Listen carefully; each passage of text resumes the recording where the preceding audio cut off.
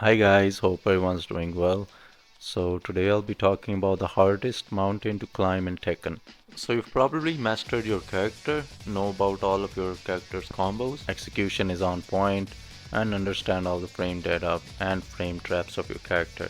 Your movement and fundamentals are good, but you still find yourself unable to beat characters you never played against.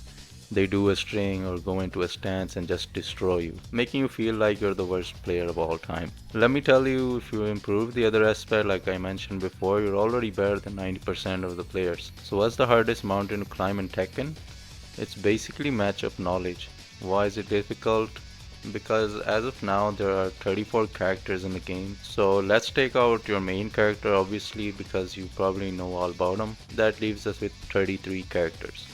Learning the general game plan on how to counter these characters, knowing their key moves, stances, strings, and understanding which moves put them in plus frames, which moves are punishable, which are safe. It can be demotivating as a player who just want to play and enjoy the game, but if you're someone who just wants to be the best in the game, then you will have to learn all about the character's anti-strategies.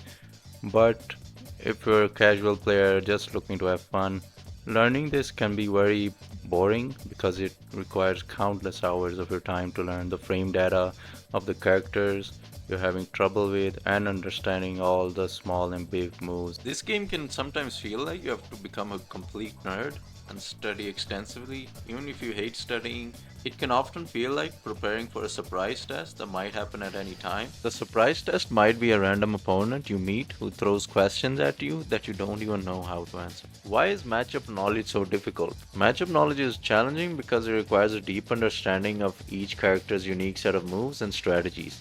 Each character in Tekken has a specific playstyle, strength, and weakness. Learning how to handle all of these different aspects can feel like an enormous task. So here are some things to know when you're trying to learn a matchup. So first of all, we're going to talk about key moves. Each character has 10 to 15 key moves, which will most often be used by your opponent. So you must know how to deal with these moves and the frame data.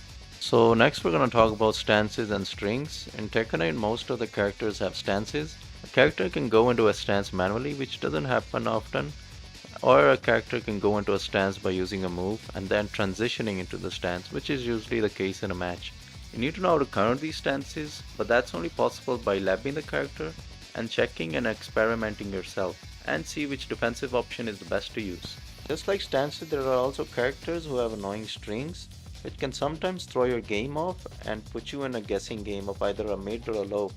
Again, you have to lab the character and see if there is any way to counter these strings.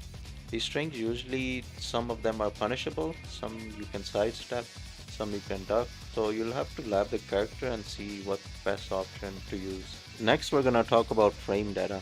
Understanding which moves are plus or minus on block and which moves can be punished is a key part for both offense and defense and beating your opponent. So knowing about your opponent's character's frame data can really help you and be the difference of winning a game or losing a game. Last thing we're gonna talk about is gonna be situational tactics. Some characters have unique tactics that they can use which can throw your game off. Some examples are Jin's parry or Yoshimitsu's flash, or we could take Xiao Yu's stance where she can duck really low and beat your mids. So trying to counter these tactics will require a change in your game plan, and trying to shut down these options by using a move which will either beat these options or just by playing more passively. The real difficulty comes from the sheer amount of information you need to absorb. You're not just learning how to play your own character but also how to count other characters as well. This means memorizing different movesets, frame data, and strategies for all 33 non-main characters, which can be very overwhelming.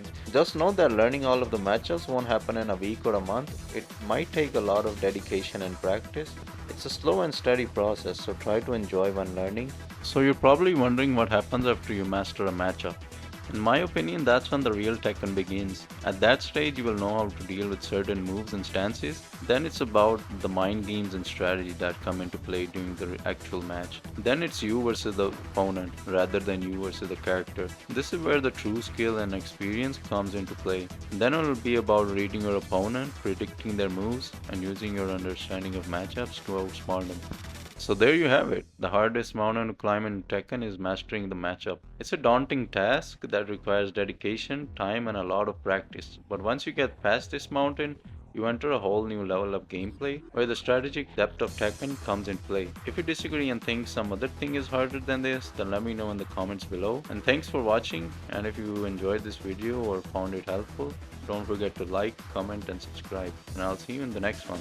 Bye bye.